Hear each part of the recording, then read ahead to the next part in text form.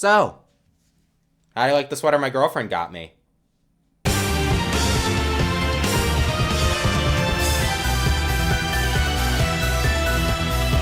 This has been an interesting year.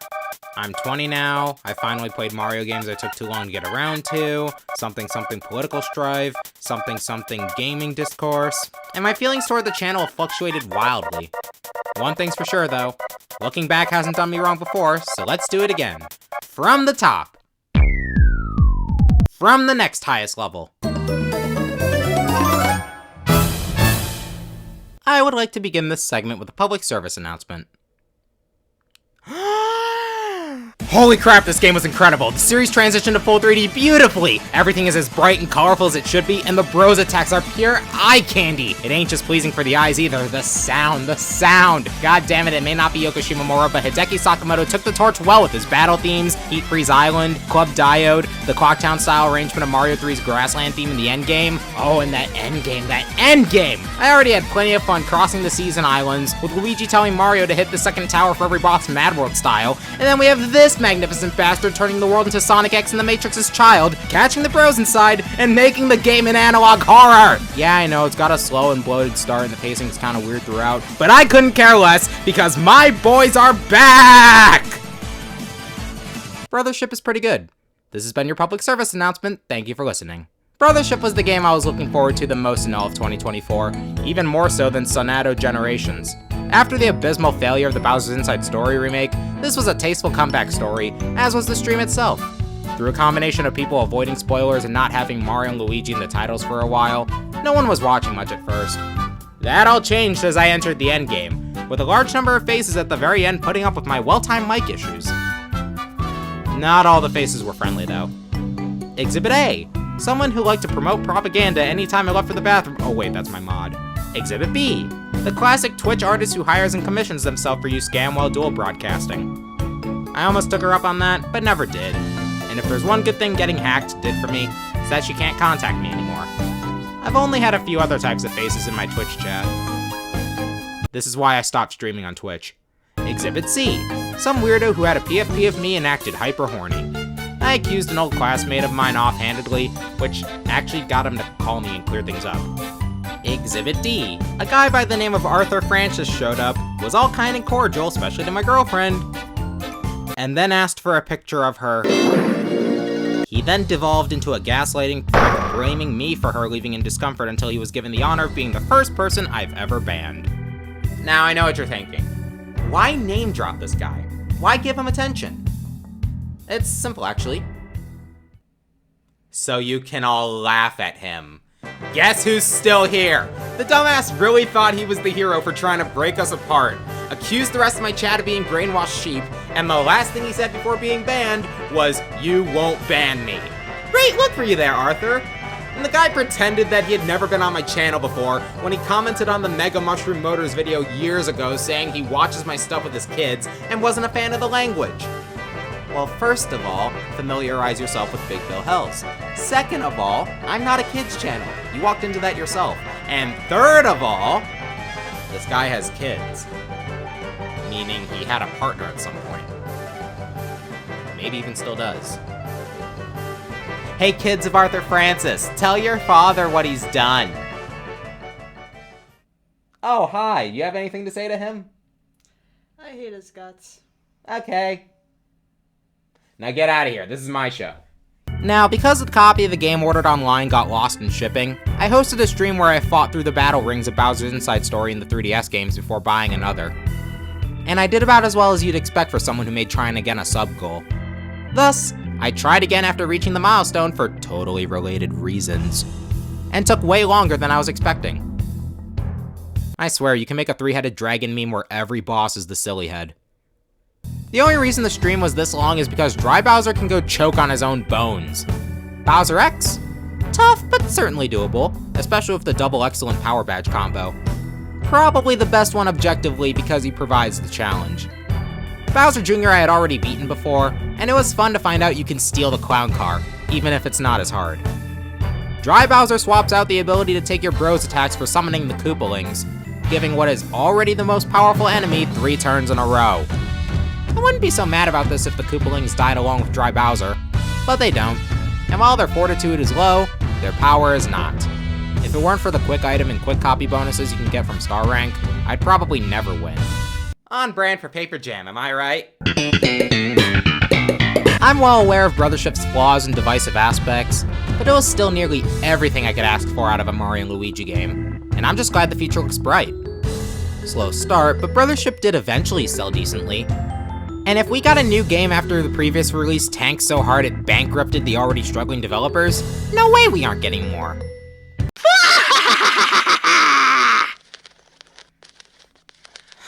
Not again. Don't lie to yourself. You know the real reason you love Brothership is because of me, the one and lonely ruler. Speaking of which, you guys know just how ridiculous the lengths this guy took to give me a voice? The dozen audio tracks, the vocal separation, repeating the same grunts and wahoos. Dude had to record over his own project just to avoid paying for the right voice filters. He even did it for the words I speak right now. Oh, and the best part? My swan song took longer to come out than it should because he left his mic at home on a trip! Aren't you supposed to be dead? Aww, too blindsided to realize you were the one to give me life? By the way, I broke your TV. Wait, what? Bye-bye!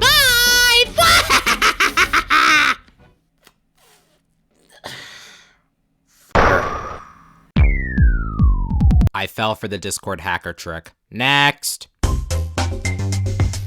This video got supremely lucky.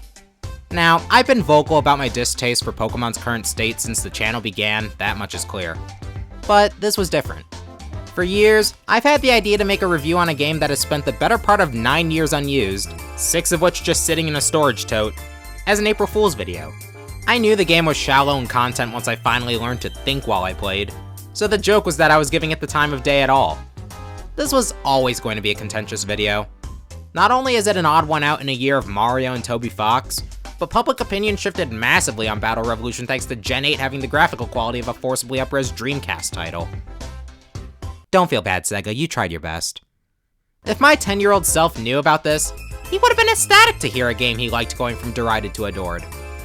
But time changes us all, and instead of holding the game on a pedestal for its presentation, I saw it the same way the critics back in 2007 did. And you know what? I'm surprised. It went better than I thought it would. Everyone was able to see where I was coming from, and even if they didn't agree, they at least gave a constructive, well thought out argument regarding their stance with the utmost sense of I can't keep a straight face saying that. This guy is older than me. But you know what? I'm kind of happy not everyone was on board with me. I knew I was dipping my toes into rage bait given the titling and my brutal honesty. But I never misrepresented the game. I did my research, I put in the time, all my feelings were genuine, and I still found a few small things to have fun with in the game.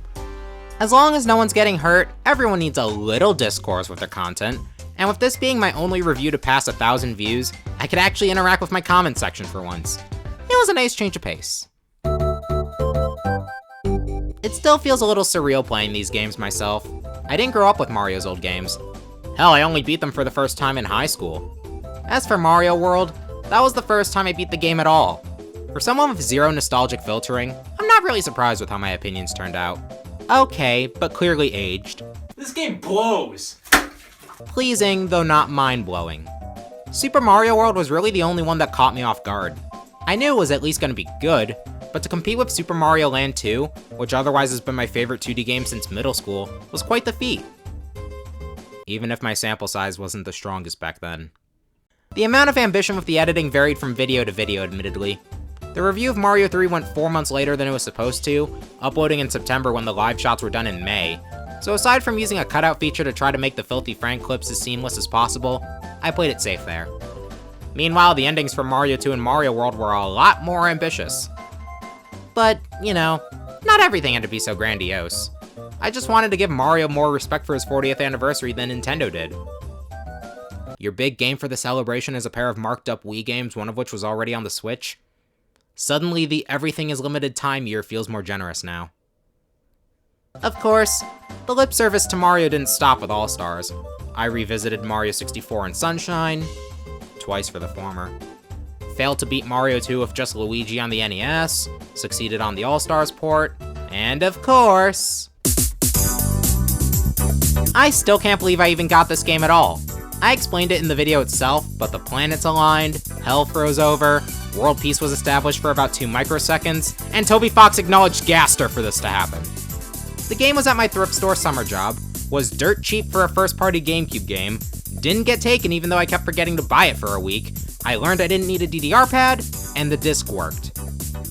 But then again, I've had interactions with old and new faces I never wanted to see at that store, so I guess it balances out. I wanted to do something special for this game. I wrote the script, made some jokes I'm pretty proud of, you know, all that jazz. But I aim to go bigger. Reach for the stars and achieve something I logically had a minuscule chance of achieving. All in the name of... Oh yeah! Oh, Luigi time! I've made it clear on streams that I've listened to quite a bit of Juno songs in Man on the Internet. Say what you will about adding lyrics where they didn't exist, but they convinced me it didn't have to be either cringe or purely parodic. And the first of these I ever watched was Juno's cover of Destruction Dance, which happens to come from this game. That, and a couple of the two's videos, namely Songtober 2023 and Apparition with Lyrics, had a joke centering around starring Wario, also from this game. I thought this was the perfect time to try and make a collab request, so I did. I had to use a site I wouldn't be caught dead on otherwise until just last month, but I DM'd Juno to try and make a deal. Whatever price he asked for, along with a shout out for this art of Wario, and some recorded lines. I made sure to send the request and finish the video while he was most likely to respond, that being in August. Predictably, I got no answer, but I had a backup plan. Just do the art myself, change the lines, and this resulted in... You were expecting a secret song? Too bad! You just got Wario'd! I stole this joke from a guy who stole this joke! I'm on a roll! Hey, stop that. We never got permission for this bit. Alright, fine. Loser. I'll take this moment to give a little life lesson. Never sell yourself short. A little luck on top of taking action can lead you down a path of glory you wouldn't have imagined. I'm sure plenty of YouTubers can attest to that. However, if you make the effort to try and bring that luck to yourself, don't be surprised or bitter if it doesn't happen. Not everything's meant to be, and you'll waste your energy being angry about a failure.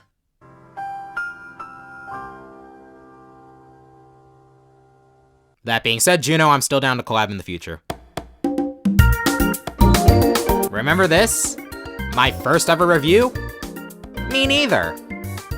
As to be expected from one of my first serious videos, this hasn't aged well. Not in terms of views, I stand by what I said about Broken Diamond and Shattered Pearl, but 16-year-old me just wasn't good at editing or giving proper examples. He got better by 17. Ever since that playthrough, I always had the idea of using the same team in Platinum and seeing how it goes. No mandatory EXP share, no affection, level caps in play. I even opted to run set style for bosses and no items in battle, something I didn't do in the Broken Diamond Nuzlocke.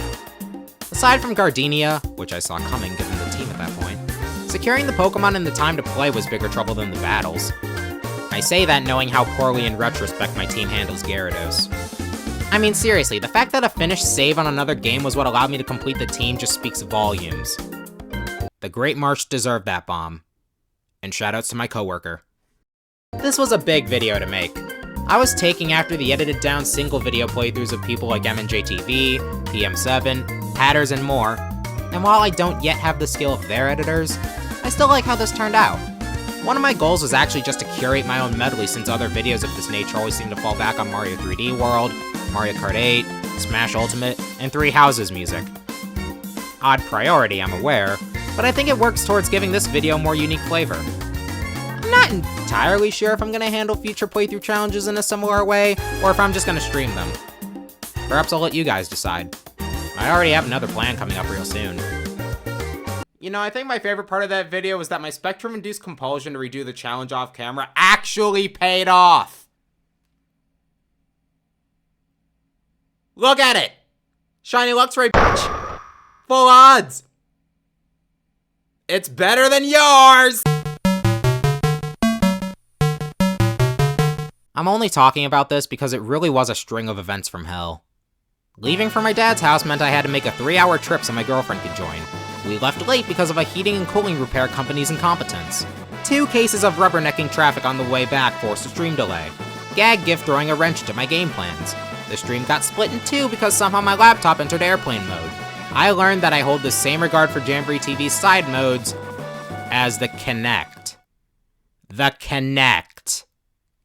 The Kinect! All in all, I gotta make adjustments for next year. From one series of Mario RPGs to another. Despite owning Sticker Star since the age of 7, getting every other one in high school, and loving Mario and Luigi to death, I never actually bothered to play Paper Mario.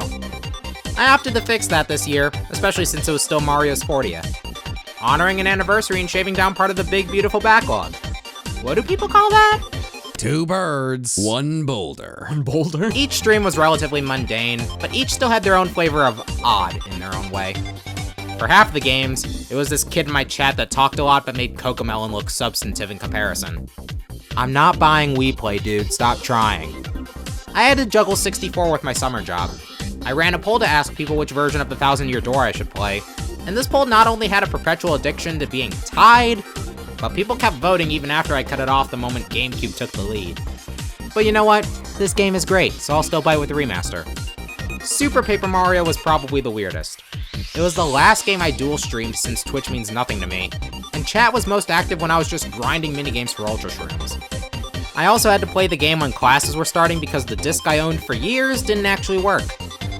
For Sticker Star, the fire alarm went off not even an hour in. It was trying to save me.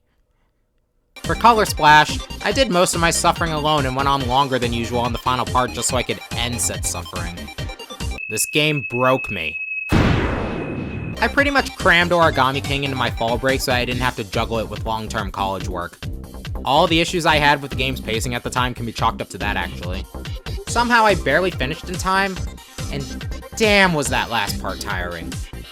Like, really tiring.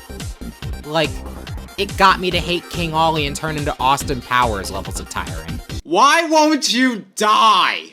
There was great, there was shit, and there was a whole spectrum in between. I'm glad to say I understand where all the love for Thousand Year Door comes from, and while I know plenty of viewers dipped for very unrelated reasons, I still had an audience for these games, and some new faces. The Paper Mario Marathon was very much a stream series I did because I wanted to, not out of viewership obligations.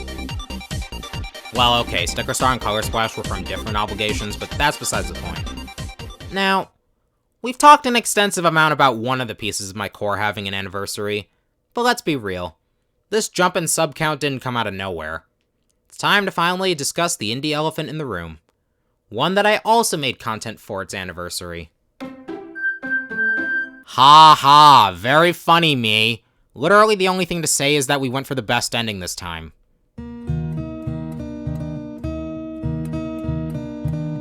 So not only did Undertale turn 10 years old, but Deltarune Chapters 3 and 4 came out, along with confirming the next chapter for this year. It's funny thinking about it. If you asked me what the game's impact on me personally was at the beginning of last year, I wouldn't have come up with a solid answer. Even though it joined the core around the same time as Mega Man, I never thought it was a core part of my character. It didn't help me find my identity, carry me through a dark time in the past, or become a cornerstone in life the same way it would for people like Mystic or Sibbles. But that doesn't mean it didn't influence me at all. It was part of the conversation for every friend I've met in my life.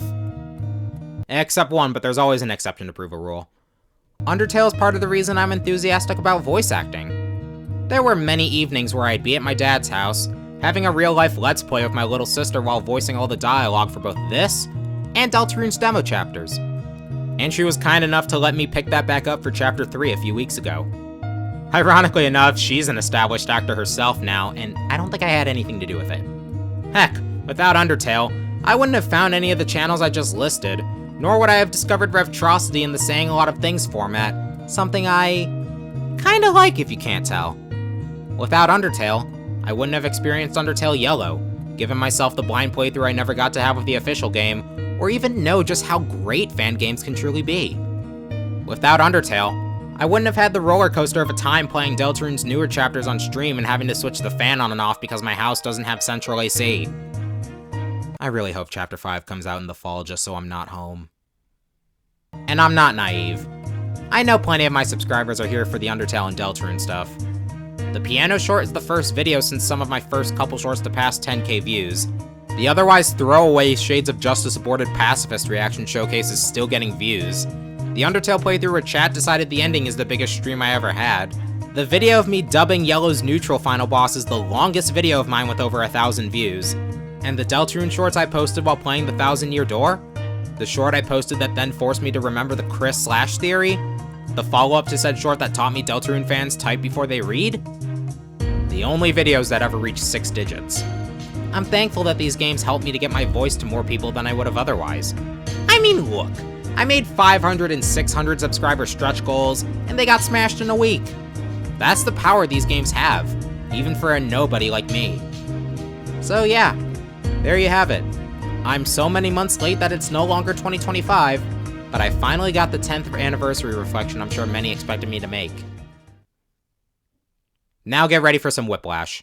My first announcement for future content is that I'm stepping away from Deltarune content. I've struggled sometimes with the idea that these lower effort, easy to make, dime a dozen shorts are what people know me most for. And I don't know about you, but I'd rather not be another Mystic clone who hyper-focuses on tiny details that people already covered and spends several comments debunking Chris Slash theory. I'll come back to the game when either A, Chapter 5 gets a known release date, or B, Undertale Red and Yellow's 3.0 update is finished. And I already know how I'm gonna come back. Don't talk to me about Rainbow because the premise reeks of mental clutter to me. Anyway, the rest of the announcements. Mario's not going into hiding for one. With Super Mario Galaxy coming out in April, I was gonna leave my video game comfort zone and review the first movie. Maybe even the one from 1993 too. As well as do another stream race with Splat Kid on the first Galaxy game. Maybe the second one too if there's enough interest. Plus, I'm also planning on playing the Rabbids games for the first time just so I can make the inevitable Mario RPG tier list complete. With 2 incoming anniversaries, I'll be pivoting more towards their respective franchises as well. We have a series defined by a broken fan base of many autistic people and is only ever consistent in good music and character design. And Sonic the Hedgehog. I'll be streaming Nuzlocke, the handheld Sonic games, and as for reviews, there's gonna be a lot more racing involved. I dubbed my next miniseries Sonic Racing Cross Years. Includes the Drift games, a retake on R and the Riders games, and the All-Stars Racing games on top of that. You know, it feels strange for me to feel better about a series that nearly killed itself a couple times than the most successful media franchise on Earth. And you know what? I think that alone is worth its own video. If I ever get my TV fixed.